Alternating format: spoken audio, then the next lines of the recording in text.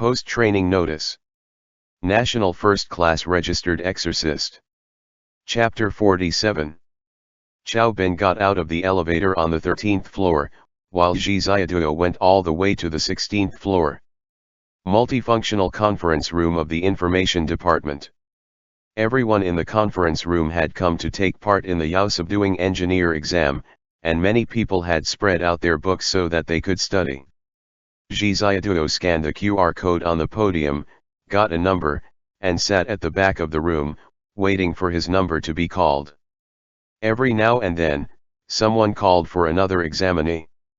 Number 47, Zhi Xiaoduo. Zhi Xiaoduo knocked before opening the door of the conference room. Zhi Xiaoduo, please sit. A man motioned for him to sit down. Zhi Xiaoduo took a deep breath, feeling a little nervous. In front of him was a circular table, and there were 7 people sitting there: Zhou Mokuo, Lin Yura, Division Head Wang Lei, a young woman, an old soldier with gray hair in a military uniform that had 1 bar and 2 stars on it. There was also a senior official surnamed Liao whom Zhi Xiaoduo met during Yan Fei's interrogation that day. The last person was an extremely pale, tall, lanky man who was as thin as a skeleton. He couldn't tell how old he was, and he was completely bald. "Hello, teachers." "Hello." Wang Lei smiled. He leaned back on the swivel chair and examined Zhi Xiaoduo. "Welcome to the big family of the Exorcism Committee." The young woman said, "With your scantron, in the multiple choice section, you were the only examinee who got a full score." Zhi Xiaoduo. "Can you tell us how you studied before the exam?" The woman continued. Zhi Xiaoduo, "Ah. What?" Zhi Xiaoduo didn't expect such a sentence at all. "Your study process." The old Buddha said coldly, "This is your interview." "Oh." Zhi Xiaoduo hurriedly replied, "Just reading, memorizing, nothing special." "Is that so?" Wang Lei said with a smile, "You looked at the study materials for the exorcists? That's not easy." N. Zhi Xiaoduo said, "My friend and I studied together, each supplying what the other lacked." "He's taking the exorcist exam." The woman asked gently, "Who is your friend?" "Xiang Jian, who is son." The old Buddha cut off the topic coldly. "Zhi Xiaoduo, please describe in simple words the interactions and the flow between the 7 po in the human body." "We'll give you 2 minutes." Zhi Xiaoduo couldn't be more familiar with this topic, so he calmly answered the old Buddha's question, but there wasn't quite enough time to say everything he wanted to say. 2 minutes later, Zhou Mokuo rang the bell with a ding, indicating that he didn't have to say anything anymore. "Design a simple magic weapon in 10 seconds, or choose a magic weapon you have designed." Wang Lei said, "Explain it to us in 50 seconds, starting now." Zhi Xiaoduo. "Tick-tock, tick-tock, tick-tock." I, right." Zhi Xiaoduo said, "I designed the twin rings of life using the power of the Linghui Po, so that an exorcist and Yao Subduing engineer can sense each other. Because most Yao Subduing engineers are exorcists' family members, it is very necessary to mass-produce this pair of rings. For example, if the husband spends all year capturing demons while the wife is restless at home." Ding. Time was up. Wang Lei didn't look before just slapping the bell. "Are there any practical applications?" the veteran general asked. "Of course." Zhi Xiaoduo said with a smile. "It can cut down on uncontrollable situations that may occur within a family after a separation." Wang Lei explained to the crowd. Everyone there couldn't help but laugh. Zhi Xiaoduo roared in his heart, "It's not like that. This pair of rings wasn't used to prevent cheating. It can also be understood like that." Zhi Xiaoduo added, "In fact, my initial idea was that quite often, the work of exorcists is too dangerous. Please talk about your understanding of the ism and atheism that is widely existing in society." The old Buddha asked another question, "In addition, Put forward your views on exorcists, yaoguai, and supernatural forces in combination with the materialism of the Marxist philosophical system. You get 3 minutes. Materialism and exorcism are not contradictory, JIXIAN said, just as how electromagnetic waves always existed even before they were discovered, how light was only recognized as a wave before wave-particle duality was established, and how Newton's 3 laws are still applicable to a certain extent, while general and special relativity only opened up a new field in physics. Combined with Marxist philosophy, we should analytically and materialistically go about understanding this world. JIXIAN said, take all the illogical phenomena as areas of science that have just not been explained yet. There is no need to make a fuss over something so small, or fear the unknown. We should solve problems systematically and from a historical perspective. As for theism and atheism, JIXIAN thought for a few seconds and replied, in the world of atheism, in regards to restraint in human nature, there are always some. I prefer theism, and I prefer the theistic system. Because, although it is said that everyone is equal in death, once a person's strength and social status far exceeds that of the public's, to a point where it can affect the whole world and even destroy others, then no matter what he does, how many innocent lives are taken. In an atheistic world, he only has one life, and even if it is taken away, it is not enough to repay his meddling and influence on the fate of others. So, JIXIAN also didn't know what he was talking about any longer, simply letting his mouth run on, only if you have faith will you have fear and awe. And, I think it's like that. The examiners each scored JIXIAN. The young woman made an please action and said, your interview is over, thank you. Thank you, teachers. JIXIAN got up and bowed. At noon, JIXIAN went to buy food for Chen Zhen and Kita. The two of them came to eat and listen to JIXIAN talk about his interview. Chen Zhen's face was expressionless. Do you want to compare answers? Let's not. Kita replied. We should compare them, ba. I said I don't want to. Kita said, it'll affect my mood in the afternoon. The ones that are right, and the ones that are wrong. Chen Zhen said with a bored voice, anyway, it will all come out. Kita angrily said, Director Chen. Don't be like this, okay. Okay. Chen Zhen had to give in. There was another round in the afternoon, and JIXIAN started to feel bored. He couldn't stop thinking about Xiang Cheng. I don't know how he did on the exam today. Can he do the multiple choice questions, and will the Q&A questions be difficult? Does he miss me? There was a knock on the door. Zhou Mokuo pushed the door open and made a come-in gesture. Chen Lang felt the door, walked into the office and looked left and right. Xiao Lang. JIXIAN smiled and waved at him. Chen Lang nodded. Zhou Mokuo said, Xiaoduo, you keep him company for a while. At dusk, we'll take you to the practical examination grounds. JIXIAN suddenly remembered that there was a practical exam the day after tomorrow, but that meant he wouldn't be able to see Xiang Cheng. Would he meet him at the exam site? He was full of hope. Chen Lang looked curiously around Chen Zhen's office and touched his photo frames. All of them were photos of Chen Zhen and Chen Lang together. I didn't sleep well all last night. Chen Lang asked JIXIAN, where are we going to play? I also don't know, they told me to keep it a secret. JIXIAN asked, do you drink coffee? Chen Lang answered with okay. Knowing that he didn't drink anything too strong, JIXIAN went to Kita's office to get a bag of instant coffee and poured only a little in before stirring. Chen Lang stayed alone in the office, standing in front of the floor-to-ceiling windows, looking out. There was a knock on the door behind him, but he didn't hear it. The door opened, and he saw that from the reflection of the floor-to-ceiling window and turned around. Where's Teacher Zhou? Chao Ben asked. Chen Lang looked puzzled. Xiao Ben walked over. The door of the office was open, and in the corridor, there was the soft sound of the door of Kita's office closing. Xiao Ben immediately turned around and went out. At this time, Chen Lang narrowed his eyes, and the dragon pupil in his eyes glowed with a faint green light. JIXIAN came out of Kita's office with 2 cups of coffee. He saw Xiao Ben leave Chen Zhen's office and whistled at him. "Xiao Ding Ding, you're not taking the exam?" JIXIAN asked. Xiao Ben looked around and smiled vaguely at JIXIAN.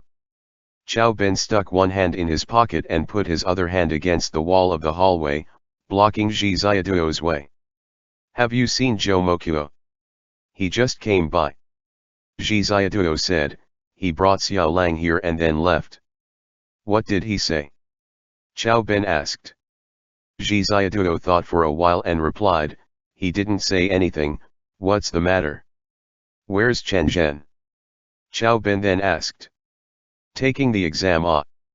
JIXIAN said, "Shouldn't you hurry over there? If you enter the site more than half an hour late, you will be disqualified." Xiao Ben looked at JIXIAN, and JIXIAN noticed that his hand on the wall had a black-colored jade lock of 7 bindings wrapped around it. Xiao Ben seemed to be thinking about something. Finally, he turned around and walked into the elevator. JIXIAN glanced at his back and suddenly saw that when he entered the elevator, he took out his left hand from his trouser pocket. In the moment that the elevator closed on Xiao Ben's hand, what was that? JIXIAN seemed to have seen blood on Xiao Ben's left hand, but he wasn't sure whether it was blood or cinnabar, or maybe it was some kind of potion for a magical array. Thinking of Xiao Ben's behavior just now, there seemed to be something wrong with him. Behind him, a finger lightly touched his shoulder. "Ah!" JIXIAN was so frightened that he shouted, but turned around to see Chen Lang. Chen Lang pulled his hand and made him come inside. He closed the door, pointed outside, and made a gesture of asking a question. JIXIAN could already more or less understand Chen Lang's sign language now. He put his thumb in front of his temple and made several movements with his other hand to indicate that he was a friend. Chen Lang frowned and shook his head slowly. JIXIAN picked up Chen Lang's tablet and wrote Xiao Ben. Chen Lang wiped it off and wrote, "I saw an evil soul." JIXIAN immediately told Chen Lang to stay in the office and not to go anywhere. He found talismans in Chen Zhen's drawer, pasted them all around, locked the door of the office, and pasted golden prohibition talismans on it. Then he rushed into the elevator. The organizational department. JIXIAN went directly to the organization department floor, and he had just slid out when he saw Xiao Ben go into the office space. Zhou Mokuo and the old general were talking. "Watch out for Xiao Ben!" JIXIAN bellowed. Xiao Ben suddenly turned around and flew toward JIXIAN. Zhou Mokuo realized what was going on instantly, kicked over his chair to get up, blocked in front of the old general, reaching his hand into his chest. In an instant, Xiao Ben's bloody left hand reached out in front of JIXIAN. JIXIAN instinctively leaned to his side, his right hand seizing Xiao Ben's collar, directly gave him a 360 degrees inner reap judo throw. Xiao Ben instantly fell to the ground. Xiao Ben never thought that JIXIAN, who looked like a harmless pet, actually had this kind of strong skill. He had seriously underestimated the other party's power here. As soon as he got up, Zhou Mokuo shouted, "Retreat!" JIXIAN fell flat onto the carpet, and with a shua sound, Zhou Mokuo shook out enough copper coins to cover the sky. Then all the copper coins spread out their wings and flew in all directions to chase Xiao Ben. Xiao Ben couldn't take JIXIAN as a hostage, and he hunched over before he crashed open the door into the emergency passage. Zhou Mokuo pressed the alarm, and a harsh alarm sounded throughout the entire exorcism committee building. Upstairs and downstairs, chaos reigned. "Warning, the entire exorcist committee building has been sealed." Zhou Mokuo's voice said in the PA system, "Thoroughly check the emergency passage." Following that, there were 3 loud noises.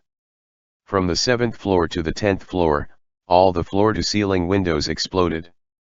Xiao Ben threw himself out of the 10th floor and shot out of the building under the scorching sun. In the first second, Zhou Mokuo took out an hourglass, turned it upside down, and threw it into the air. The hourglass landed steadily on the ground. There was a deafening roar, and a series of bombs exploded. Zhou Mokuo rushed over and threw JIXIAN to the ground. A guided missile directly shot into the organization department from outside the 7th floor, smashed the glass of the floor-to-ceiling window, and roared straight into the elevator. There was an explosion in the elevator and then a roar of red clouds and fierce flames, which filled every inch of the space. 2 helicopters suddenly appeared out of nowhere, shooting wildly at the outside of the building, smashing all the glass windows on the 7th floor. Another helicopter rose slowly and swept to the 8th and 9th floors, where the examination staff all held their heads and escaped from the conference room. In the next second, a person rushed out of the emergency passage. It was a disheveled-haired Lin Yura. Zhou Mokuo pulled JIXIAN up, turned around, and ran to the floor-to-ceiling window with Lin Yura. Lin Yura pulled at the string of pearls around her neck, and the flow of time grew extremely slow. Zhou Mokuo grabbed JIXIAN's arm and dragged him into a ducking position, avoiding the slow-flying debris and spinning bullets in the air. The third second, Lin Yura leapt at the old general, pushed him under the table, flew over and kicked the conference table, sealing the corner. JIXIAN. Lin Yura's golden pearls flew through the air. With a spinning golden light, they bounced away all the whistling fragments and nailed them to the wall. Then the pearls dissolved into powder and gathered together into a golden 5-clawed dragon. The 5-clawed golden dragon flew out of the building. At the same time, on the 10th floor, Xiao Ben flew to the opposite side of the building and grabbed the skids of one of the helicopters. The 5-clawed golden dragon spat out a raging dragon fire. As soon as it turned its head, a helicopter was hit by the dragon fire, and it exploded in the air and fell to the fountain in the square. The hourglass ran out. With a shua, time returned to its original state. Zhou Mokuo, JIXIAN, and Lin Yura all rushed towards the conference table. The helicopter outside exploded, and the guided missile inside exploded in the air. The 2 shock waves collided, sweeping up all the chairs and the piano on the 7th floor, roaring away and filling the air with smoke and dust. Outside the 10th floor, the second helicopter flew away with Xiao Ben. The fountain below shot out sharp arrows, all the white pigeons turned into flying guardian animals and turned around to chase the helicopter. However, the second helicopter vibrated, and the space grew distorted, like something was rippling through the air. Suddenly, the helicopter disappeared with Xiao Ben on the landing gear. End chapter. Post-training notice. National First Class Registered Exorcist. Chapter 48. Setting out. JIXIAN's face was ashen gray, and after he staggered to his feet, the first thing he did was run towards the 13th floor. He pushed open the door, only to see Chen Lang inside, drinking coffee as if he was completely unconcerned. Chen Lang. JIXIAN. Chen Lang, what's wrong? JIXIAN waved his hand. He didn't even have the energy to speak. Chen Lang, was there an earthquake just now? Your coffee tipped over. Where's the coffee? I'll go make you a new cup. JIXIAN, this building can withstand up to level 8 earthquakes, don't worry. Zhou Mokuo turned the hourglass, reciting a few incantations under his breath. When the hourglass turned over, countless scenes began to rewind. The piano and the table and chairs flew back to the executive department's level of the building, melding into each other, while the golden beads outside flew back, returning to Lin Yura's hand. The flames gathered up, turning into the shape of an impact wave that instantly rushed into the elevator. The shards and debris formed a grenade that flew back out of the window, and the shattered glass followed closely after, flying into the air with the grenade, landing where it had been before, reforming, and with a shua, the cracks disappeared. Under a shapeless force, the meeting table turned around and returned to its original position. Countless bullets on the 7th, 8th, 9th, and 10th floors flew back out. The wall filled with floor-to-ceiling windows that had collapsed rose again and melded together, while the overturned chairs and tables returned to their original locations. But the helicopter did not come flying back, nor did Xiao Ben leap back to his original position. All of the bullets and the 2 grenades passed through time and space, giving off ripples like that of water, as they vanished. "Stop," the old Buddha said. Jomokuo's fingers spun, and that little hourglass went sideways. The last few grains of sand stopped right in the neck of the hourglass. "The power of the flask of time is limited," Jomokuo explained solemnly. "The opponent has brought along an artifact that can break the laws of time, so evidently they have been preparing for a long while." "Old Buddha, something went wrong with your prediction." Lin Yuro let out a long sigh. She was a little unsteady on her feet, and she propped one hand on the table. Jomokuo, however, raised his head to look out of the floor-to-ceiling window, before adjusting the hourglass by just a small angle. In the neck of the hourglass, a single grain of sand slowly rolled down, and the scenery outside also slowly replayed at 1/10 the speed. The wrinkles of time rippled, revealing a blurry reflection on the other side of the portal. It seemed to be of an extremely clean sky, with a long line of unbroken, snow-capped peaks. As the last bit of sand fell through, the water rippled and the scene disappeared. Jomokuo narrowed his eyes. It was chaos outside. Chen Zhen pushed open the door, only to see JIXIAN covered in dust, with Chen Lang patting the dust off him. "Help me out," Chen Zhen said. "Here, clear up the office desk." JIXIAN hurried to rise, and a group of people came in from outside. Kita carried Xiao Ben, whose entire body was covered in blood, and placed him on Chen Zhen's office desk. JIXIAN's expression was one of shock. Chen Lang came over as well, while from outside the office, Jomokuo walked in swiftly. The old Buddha was waiting in the doorway for someone. Chen Zhen said, "Kita, you go take care of the cleanup." "I can't watch either." Kita asked. Chen Zhen waved his hand, explaining to the people outside, "Directors, I beg your pardon." Chen Zhen closed the door to the office, but before he closed the door, JIXIAN heard Jomokuo issue the following orders. "Gagan Torura, go gather up all of the members of the External Enforcement Division and take care of the aftermath of all that has happened today. Prepare the high-strength Lihun pollen, and include those that were in the exam." Xiao Ben laid on the office table, spasming non-stop. He, JIXIAN said, "Didn't he run off?" Chen Zhen replied, "Since the assassination attempt on Teacher Zhou failed, the one that escaped his bonds and fled was Dinghai." When Xiao Ben was interrogating him, Dinghai used some unknown method to change his form, so Xiao Ben was turned into Dinghai and escorted back to be put under surveillance. No wonder. JIXIAN helped Chen Zhen by using scissors to cut open Xiao Ben's dress shirt, while Chen Lang was off to one side, using a rag to wipe Xiao Ben's body. "What method did he use?" JIXIAN asked. "That's what we're finding out right now," Chen Zhen said in reply. "How Dinghai did it, please, JIXIAN, use the dragon pupil here." JIXIAN covered his right eye and gathered his focus. Chen Lang copied him because he too wanted to take a look, but Chen Zhen made a gesture, telling him not to do that. JIXIAN saw that below Xiao Ben's throat, there was a ball of black fog stuck there. Chen Lang took out the handwriting tablet and wrote, "There are 3, but I only found 1. Chen Lang pressed down on the left side of Xiao Ben's abdomen with his hand, meaning that there was 1 there as well. JIXIAN, "I found another 1, above the stomach." JIXIAN indicated the spot, and Chen Zhen opened his bag, pulling out a pair of surgical scissors. JIXIAN.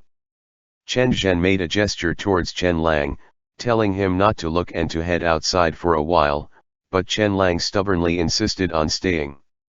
"Retrieve those 3 balls of black energy," Chen Zhen said to JIXIAN. JIXIAN, I don't know how to perform surgery. Degur. Chen Zhen, do it. If he dies, you can blame me. JIXIAN. Shakily, JIXIAN moved to cut open the skin below Qiao Bin's rib. Chen Zhen was impatient, however, and he took the scissors, made a slice, and said, quickly. The office desk was covered in blood, and JIXIAN closed his eyes, trembling non-stop as he reached his hand in. He yanked out a small black worm that flailed from side to side, and Chen Zhen took out a bottle, swiftly putting the bug in and closing the lid. "Won't he die?" JIXIAN was on the verge of tears. "He won't," Chen Zhen said, as he sewed up the incision. "The next spot, quickly." JIXIAN caught all 3 of the small black bugs, and Chen Lang looked at those 3, his expression doubtful. Chen Zhen sewed up those 3 wounds of Qiao Bin's, before gesturing for JIXIAN to go wash his hands. He ignored Qiao Bin as well as he immediately turned and left, only to run into Kita holding a bottle of Lihan pollen. "The cleanup's done. All that's left are the 2 young ones in your office," Kita said. "The old Buddha didn't mention them by name, and Teacher Zhou told me to ask for your opinion." "There are too many suspicious points," Chen Zhen replied. "No need to let the 2 of them sniff it." Keaton nodded. He himself sniffed the bottle of pollen and sneezed. "Kita, oh. Director Chen. How did you do on the test? Strange, didn't we just finish the exam? Why'd I come running to the 13th floor? What happened? Did you make me sniff Lihan pollen?" Chen Zhen. He pressed one hand to his forehead, saying, "It's nothing, you just heard something you weren't supposed to." Kita's expression was one of curiosity, and he moved towards the office. "Is Xiaoduo inside?" "Don't go in," Chen Zhen said outside. "Unless you want to sniff it once more." "Kita." Xiaoduo. "Wait downstairs," Chen Zhen said. "Today's activities will continue as planned." Kita could only leave. Chen Zhen pushed open the door to the meeting room next door, where the old Buddha and Zhou Mokuo were sitting. The old Buddha was clearly dealing with a headache. "The cleanup is complete," Chen Zhen reported. "Right now, the only people who know what happened are the 3 of us, as well as my younger brother and JIXIAN in the office next door." Zhou Mokuo was dressed in a suit and dress shoes, his leather shoes propped up on another chair. He was replaying the surveillance footage within the building, while Chen Zhen stood to one side, watching. The footage showed an interrogation room. Qiao Bin had a cigarette dangling from his lips as he slapped the prisoner, tugged him to his feet, and dragged him outside. The members of the supervisory department that had been waiting outside immediately came over, twisting the arms of another prisoner. That prisoner suddenly exploded into action, lunging for Qiao Bin. The 2 of them rolled down the stairs, and the members of the supervisory department immediately went racing after. The cameras on 2 different floors showed the replay of what happened in the sealed interrogation level. One floor showed them rolling down from upstairs, while the other showed them rolling down the stairwell. It was at that time that Jinghao took Qiao Bin's place, Zhou Mokuo said, turning his head back to address the old Buddha. The old Buddha took the remote and adjusted the playback speed. In those short few seconds where Qiao Bin and that prisoner were rolling down the stairs, both their bodies changed from frame to frame. Qiao Bin became the prisoner, while the prisoner became Qiao Bin. Right after, the supervisory department members chased after the 2 of them, and their electric whip coiled around the prisoner, sending him flying into the air. The prisoner spasmed non-stop in the air, before fainting. Qiao Bin walked forward swiftly, yanked the prisoner's head up, and slammed it into the wall 3 times. From this moment on, that was Jinghao, the old Buddha said. "But this doesn't make sense either. Chen Zhen, what do you think?" Chen Zhen didn't reply. Mokyo remembered, and he said, "You three don't need to sniff the Lihun pollen. From the very start, I felt that interrogating Jinghao was not right," Chen Zhen replied. "I want to hear your deductions," the old Buddha said. "I am not asking you to assign blame."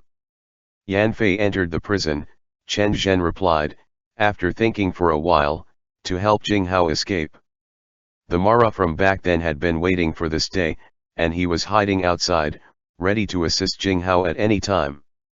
When we look at it that way, this game of chess was arranged far in advance." "No one knew that Xiao Bin would interrogate him today," the old Buddha said in an icy tone. "Unless someone on your side leaked the news." Chen Zhen pulled out the 3 bottles that he had been carrying, and he placed them on the table. Mokyo took them, looked at them for a while, and shook his head. This was what allowed Xiao Bin and Jinghao to exchange identities. The old Buddha narrowed her eyes, studying those 3 bottles. Chen Zhen nodded and replied, "But we need to investigate further to be sure. Let's suppose that these are goo, and the mother goo is hidden in Jinghao's body." Mokyo said. "The spy that the blood devil sent out fed these goo to Xiao Bin, after Yan Fei was imprisoned." But the old Buddha interrupted. "Why would the spy believe that Xiao Bin would definitely interrogate Jinghao?" "A few small changes were made to Yan Fei's memories regarding Jinghao," Mokyo replied. "Yan Fei possessed quite a few memories that were related to Jinghao. In their training class, they were once classmates, and later, Yan Fei was the one in charge of the entire process of capturing Jinghao. This spy knew, without a doubt, that as soon as Yan Fei went mad, all of the memories would point towards Jinghao next door in the high-security cell. Then the committee would definitely suspect that this matter was related to Jinghao, so Xiao Bin grew suspicious and interrogated Jinghao, only for their identities to be switched. That was how Jinghao successfully made his escape. Then, the spy in the committee must be able to do at least 3 things, the old Buddha said mildly. First, they must know the exact time that Xiao Bin was going to interrogate Jinghao, so that they could send out the helicopter to retrieve them. Second, they must have interrogated Yan Fei, and also had a chance to modify his memories. Third, they need to have the authority to approve Xiao Bin's request for interrogation. Someone who fulfills all 3 of these conditions, the old Buddha said, aside from me, there's only you, Mokyo. In that case, which of us is the spy? Mokyo didn't speak, but his smile was playful as he toyed with a copper coin in his hand. Chen Zhen's words came to a halt again. Mokyo raised his eyebrow slightly, indicating for him to speak. "There's one more person," Chen Zhen said, "that satisfies the first and the second conditions. In reality, the third condition may not be necessary, because as long as he knew when Xiao Bin was going to interrogate Jinghao, then he could make his preparations accordingly by contacting the outside and letting them take Jinghao away." "Who?" The old Buddha's face was devoid of any emotion. "Yan Fei himself," Chen Zhen said in response. "Yan Fei could have fed Xiao Bin this kind of guo a long time ago, in preparation for his future plan. Perhaps, if the JIXIAN case had been successful, Yan Fei's next step would have been to release Jinghao. But his plans were disrupted by Xiang Cheng, and in the end, he delivered himself into prison. With that, he sacrificed himself, turning himself into a madman, while he let all of those memories involving Jinghao rise to the surface. He then handed over his incomplete mission to Jinghao."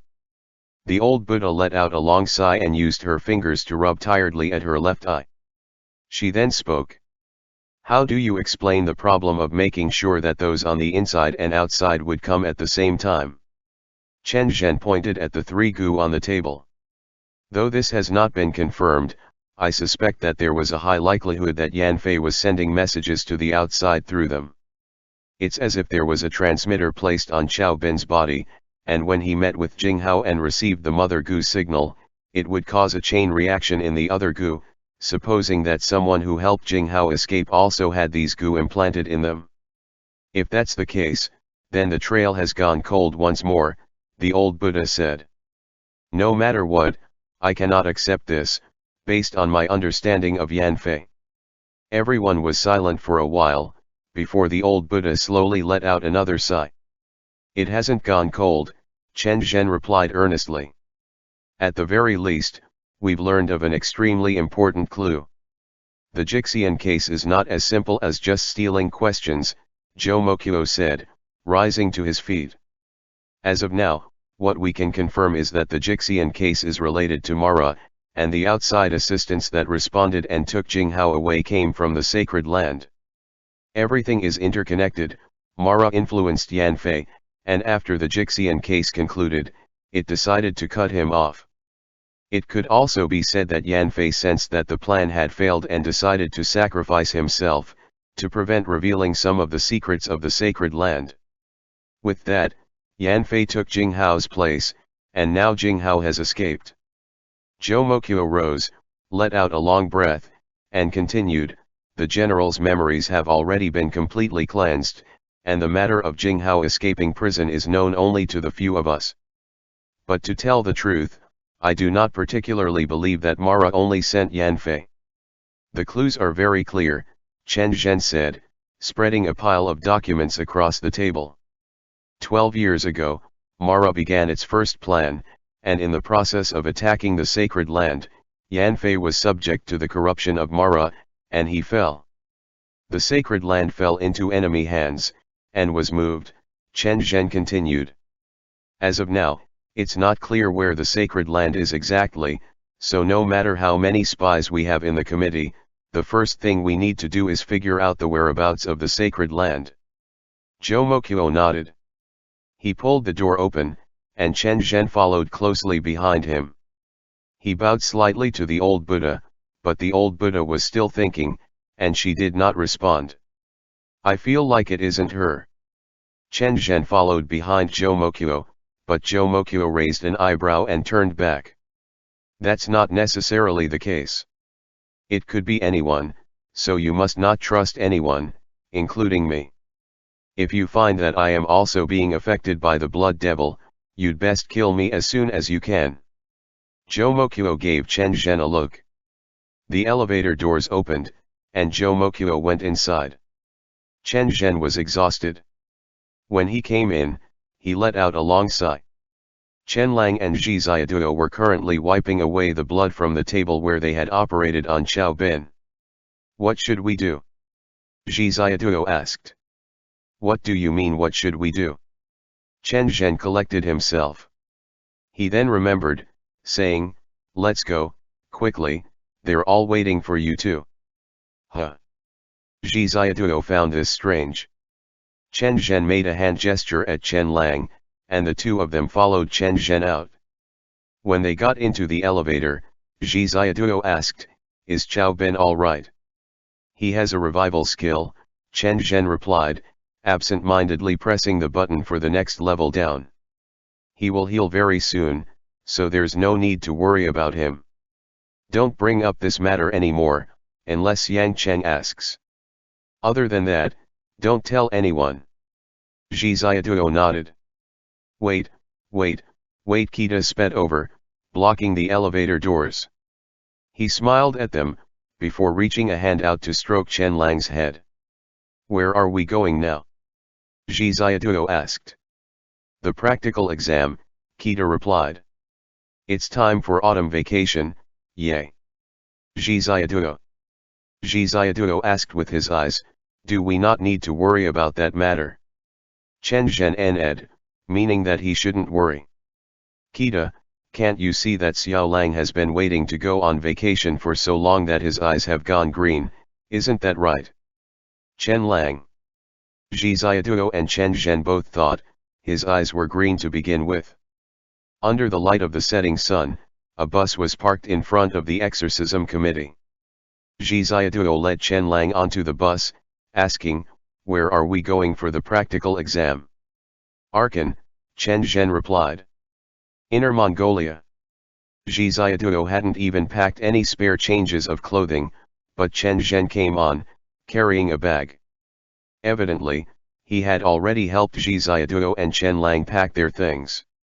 The people on the bus all greeted the two directors, Chen Zhen and Kita. Workers handed out plastic bags, and they wrote their names on them and put their phones inside. Come, come, Kita said to Zhi Xiaoduo, patting the spot next to him. Chen Lang stuck to Zhi Xiaoduo, only for him to get taken away by Kita. Chen Zhen smiled as he let his younger brother sit in the seat near the window, and Zhi Xiaoduo asked, "How many days will we be there?" Kita, shh. Wang Lei got on the bus and asked, "Has every comrade who came to assist arrived?" Everyone raised their hands, and Chen Zhen stood up to count them. After confirming, the bus door closed and it drove away. Wang Lei picked up the microphone at the front of the bus, saying, "Hello everyone." "Hello, Teacher Wang," everyone replied in unison. Several hours later, "We will change our mode of transportation and head towards our destination," Wang Lei said. "The morning of the day after tomorrow, everyone who is present will need to help out with the Exorcist's practical assessment, so everyone, pay attention, ahem." A few exorcists also managed to sneak in on this bus, Wang Lei said, "but we will soon shoo them away. Before that, let's first give them a sneak peek." Everyone laughed loudly, while Wang Lei continued seriously, "The day of the practical exam, everyone here will become a hostage, waiting for the exorcists participating in the exam to rescue you." Zhi Xiaoduo. "The hostages have already been assigned to their groups, and tomorrow, after we arrive at your destination, we'll split you up into teams." At the same time, the group of exorcists that included Xiang Cheng had packed their bags and were waiting outside the exam hall. Workers came by, holding lists of names, and began to make a roll call. Whenever someone's name was called, it was as if they had been granted a pardon, and they walked out onto the bus. "What is this? A lucky charm?" Qi Wei asked. Xiang Cheng didn't reply. Qi Wei wanted to wait with Xiang Cheng for a while, but they were not allowed to dally, so he could only climb onto the bus. Xiang Cheng stood there silently, holding the good luck paper strip that Zhi Xiaoduo had written for him. He toyed back and forth with it. The paper strip was already damp with sweat and wrinkled as well. The space between his eyebrows was filled with a dark haze, while his shadow extended long behind him, its end cast on the red brick wall. The setting sun was like blood, sinking into the forest of reinforced concrete, while a layer of dark clouds rolled in from the horizon, like a judge that had delayed issuing a sentence for many years. He stood at the boundary between light and dark, and his instincts made him want to retreat back into the shadow under the wall to have a smoke, letting this world forget and stay forever into the darkness. In his hand, he held Zhi Xiaoduo's paper strip as if that was a ticket that would allow him onto the bus. As long as he had it, if he wished, he could walk towards the bus and climb on. "Good luck. Heart, Akalanatha. You can definitely do it." The voices of the people around him immediately grew distant, while the concrete city turned into a stretch of unbroken mountains. The forests were dense and impenetrable, while his father's silhouette took him across the river. In the golden red reflection scattered across the river, he spoke to him. He taught him how to be a person, how to be honest, and told him that this world, where the divine and earthly veins intersected, this world filled with life, was the world that the two of them, father and son, protected together. Behind him, a finger gently touched Xiang Cheng's shoulder. "Great immortal Xiang," a warm, gentle voice asked. Xiang Cheng snapped his head back, looking at that girl with a wary gaze. A black cloth was tied around her eyes, and her ashen white face was turned towards him. "Fang Yulan." Xiang Cheng furrowed his brows. "I think they're calling for you," Fang Yulan replied. "If I haven't heard wrong." "Xiang Cheng," a worker shouted, holding the list of names. "Is Xiang Cheng here?" Xiang Cheng sucked in a deep breath, a little at a loss. He walked towards the table, and the worker said, "Record your test admission card number." Xiang Cheng asked, "My answer sheet passed." The worker didn't reply. Xiang Cheng took a look at the bus. Chi Wei had opened a window and whistled towards him, and the entire bus full of people was watching him. Lifting his bag, Xiang Cheng climbed rapidly onto the bus. A while later, Zhou Wanyuan came over, her face expressionless, and she said, "Great Immortal Xiang, please move your feet a little." Xiang Cheng was lying on the last row, his long legs placed on the seat next to him, and he stared at Zhou Wanyuan with prejudice. Lao Niang did pass. Zhou Wanyuan raged. "Is there an issue? What are you secretly thinking? Say it out loud if you dare." Fang Yulan was the last to climb on, and Chi Wei scooted over, smiling. He and Xiang Cheng sat together, leaving seats for Zhou Wanyuan and Fang Yulan. After the worker finished going over the list, they shouted, "Next Monday, everyone can check their scores online. If your name hasn't been called, you're dismissed." The bus drove away. End chapter.